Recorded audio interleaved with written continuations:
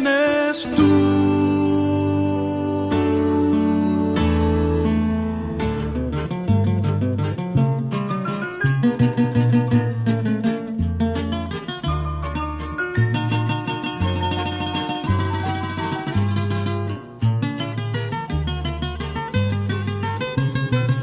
Mi madre es un poema de blanca cabellera que tiene a flor de labios un gesto de perdón.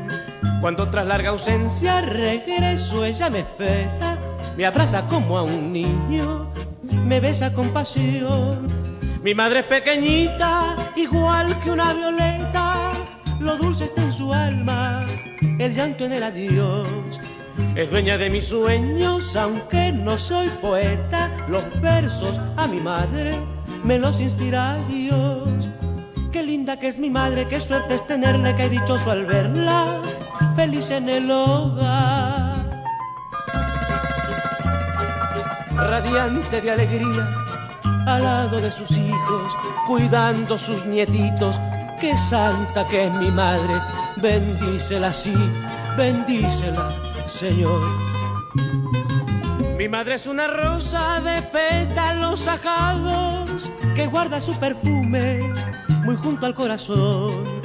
Viviendo nuestra angustia no sé lo que ha llorado, por eso al mencionarla me embargo de emoción. Mi madre como un cromo de mágica paleta, canción, dolor, ternura, de todo hay en su voz. Es dueña de mis sueños, aunque no soy poeta, los versos a mi madre me los inspira Dios. Qué linda que es mi madre, qué suerte es tenerla y qué dichoso al verla, feliz en el hogar.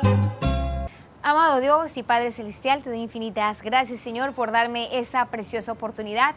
Bueno, y siguiendo con esa secuencia, ¿verdad? Porque les estoy queriendo transmitir que tengamos mucho cuidado con el contexto en el que está escrito los textos de la Biblia, en que ya vayamos madurando y no solamente nos quedemos en la lectura, sino que escudriñemos más a fondo el contexto en el que fue escrito, porque eso nos va a arrojar una luz impresionante.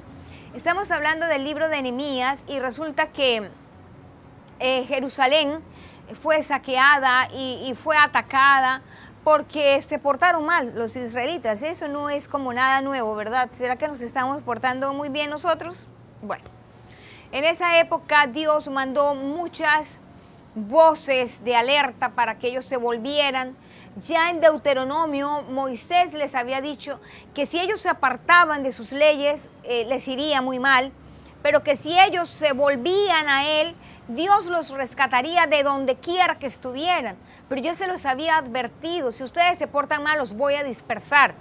Pero si ustedes me claman, si ustedes me buscan, si ustedes recuerdan que yo soy su hacedor, que yo soy su todopoderoso Dios y Padre, yo los voy a rescatar y los voy a juntar, y de los 4 puntos cardinales del universo, del mundo donde estén dispersos, los voy a volver a reunir aquí en Jerusalén. ¿Saben? Es algo que estamos esperando. Jerusalén es el reloj profético de todo lo que está escrito en el Apocalipsis y en Daniel, ¿verdad? Y se cree que en el mismo lugar del Edén se va a dar la última batalla, que es la batalla del Armagedón. Y en fin, no me quiero salir del tema porque estamos haciendo una recapitulación de Nehemías. Entonces, Nehemías estaba trabajando en el palacio del rey como copero y en Susa, y bajo las órdenes de Artajerjes, que era el monarca. Pero cuando él se encuentra con sus amigos, les pregunta: cuéntame, ¿cómo están aquellos que lograron escaparse y están en Jerusalén? Y sus amigos le cuentan: Jerusalén, sus muros derribados y sus puertas quemadas. Y Nehemías llora. ¿Saben? Si pudiéramos entender lo que para un judío significaba eso, es como que nos tumbaran las iglesias, ¿verdad? Es como que nosotros en este momento llegáramos y no encontráramos casa. Dios nos guarde. Eso era para ellos, sus muros de Jerusalén, de su ciudad. Entonces Nehemías se propone en su corazón y lo primero que hace es humillarse y pedir perdón por su pueblo. Yo lo quiero animar a que usted se arrodille y pida perdón por usted, pida perdón por sus padres, pida perdón por sus generaciones que lo antecedieron. Pregunte qué pecados ocultos hubo entre su familia. Le quiero colocar un ejemplo. Cuando nosotros llegamos a los pies de Cristo, el Espíritu Santo empieza a redarguirnos y a revelarnos esos puntos oscuros que hemos heredado de nuestra familia.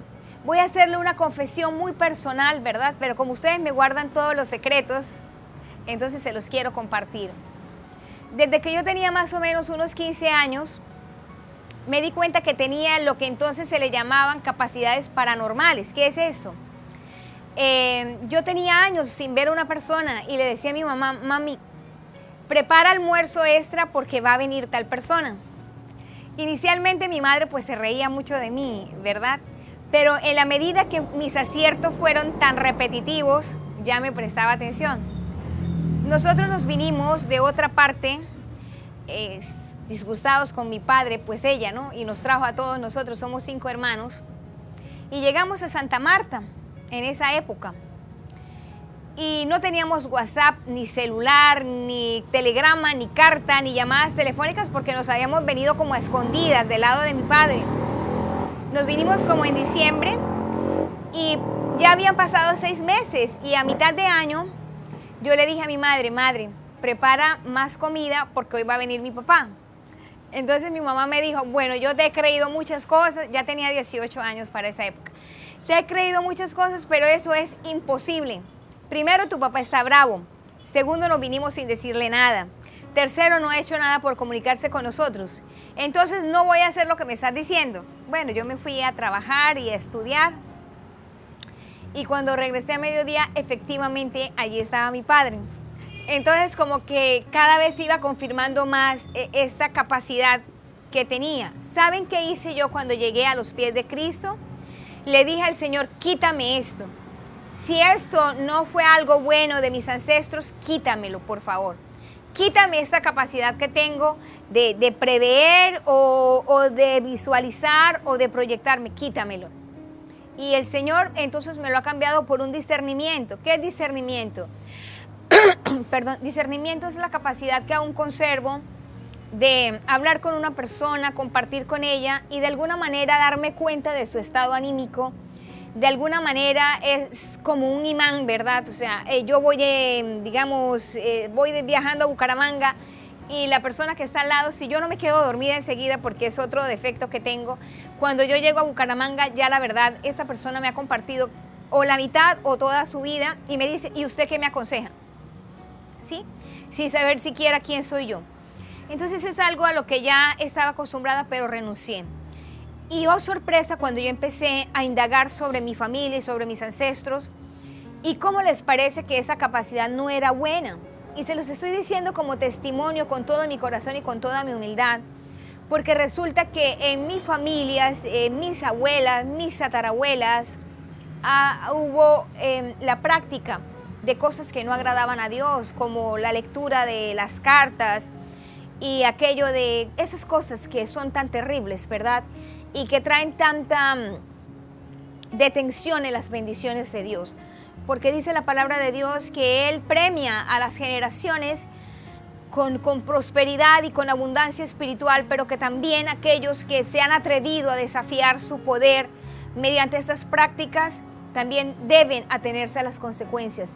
Entonces yo renuncié y corté, y usted también lo puede hacer. Yo corto, Señor, corto de mi vida cualquier capacidad que tenga para las premoniciones, para ver aquello que no te agrada a ti. Y más bien dame un discernimiento basado en tu palabra para que me la reveles. Revélame tu palabra, Señor. Y no quiero saber nada del futuro, quiero vivir el presente y quiero entregar mi futuro en tus manos para que seas tú quien me encamine por el camino que a ti te agrada. Amén. Entonces, Nehemías pide perdón por sus ancestros, como debemos hacer nosotros. Padre, yo no sé qué hicieron mis abuelas, pero si hicieron algo que te desagradaba a ti, perdónalos y perdónanos a nosotros. Y corto. corto todo lo que ellos hicieron porque no quiero seguir con esos genes espirituales que hacen lo que no te agrada, ¿de acuerdo? Cuando Nehemías ora y pide perdón por su pueblo, Dios abre su corazón y le dice, pídeme lo que quieras, Nehemías. ¿Saben? En alguna oportunidad yo sentí que Dios había hecho eso con mi vida. Y hace más o menos unos 10 años, cuando yo empecé a renunciar a todo, y entonces ya no... Sí, ¿tú qué piensas? No sé, soy evangélica. No puede ser, perdimos. No, ganamos. Amén. Entonces, le pedí a Dios que me revelara su palabra, que me diera sabiduría y entendimiento, y que yo humildemente reconocía que yo no sabía nada, que yo sin Él no podía hacer nada. Y durante 5 años Dios me ha respaldado, y yo le pido que lo siga haciendo, porque si algún día Dios no me respaldara, lo que yo hago acá habrá terminado. En mis fuerzas sería imposible, porque yo dependo de Él y de la guía de su Espíritu Santo. Entonces Nehemías le pide al rey todo lo que necesita y ahora nos vamos para Israel a reconstruir los muros de Jerusalén. Otra cosa que Nehemías hace es guardar silencio con respecto a sus planes. Es un consejo. Cuando usted tenga planes, guárdelos en su corazón y solo compártalos cuando ya tenga la totalidad del plan maduro. ¿Saben por qué? Porque hay muchos robadores de sueños y de proyectos. Hay muchas personas que usted les comparte algo y se apropian de ese sueño suyo y si pueden se lo quitan. Entonces Nehemías no le confesó su propósito a nadie. Él dijo, quiero ir a Jerusalén, pero no le había dicho nada a nadie. Y ahora que ha llegado y tiene este proyecto en mente y los llama y ya han reconstruido, ¿verdad? Y fue terrible porque tenían enemigos y la mitad de los hombres construían y la otra mitad de los hombres vigilaba para avisarles cuando los enemigos venían a atacarlos. Pero la misión se cumple. Y ahora que llegamos al capítulo 8, ocurre algo maravilloso. Y es lo primero que hace Nehemías luego de haber enfrentado la necesidad política por la que vivía Jerusalén. Ahora va a alimentar la necesidad espiritual. Y vamos a ver qué hace. Amén. Nos vamos a ir al capítulo 8 del libro de Nehemías. Y dice... Esdras lee la ley al pueblo. Venido el mes séptimo, los hijos de Israel estaban en sus ciudades. Y se juntó todo el pueblo como un solo hombre en la plaza que está delante de la puerta de las aguas, y dijeron a Esdras, el escriba, que trajese el libro de la ley de Moisés, la cual Jehová había dado a Israel. Y el sacerdote Esdras trajo la ley delante de la congregación, así de hombres como de mujeres, y de todos los que podían entender, el primer día del mes séptimo. Y leyó en el libro delante de la plaza que está delante de la puerta de las aguas, desde el alba hasta el mediodía, en presencia de hombres y mujeres y de todos los que podían entender, y los oídos de todo el pueblo estaban atentos al libro de la ley. Lo primero que hizo Nehemías fue decirle al sacerdote Esdras que reuniera a todos, porque iban a leer la Biblia. Y la leyeron desde las 6 de la mañana hasta las 12 del mediodía. Qué bendición, ¿verdad? ¿Será que nosotros podemos volver a leer la palabra de Dios en nuestro hogar y a entenderla y a escudriñarla y a estar atentos, pero sobre todo a cumplirla? Seguimos con este precioso tema mañana. Recuerde, de usted y de mí depende el cambio generacional de nuestra ciudad a nivel espiritual, porque en su vida y en la mía, la última palabra la tiene Dios. Que el Señor le bendiga. Mãe, você me faz sentir a vida mais bela e mais cor.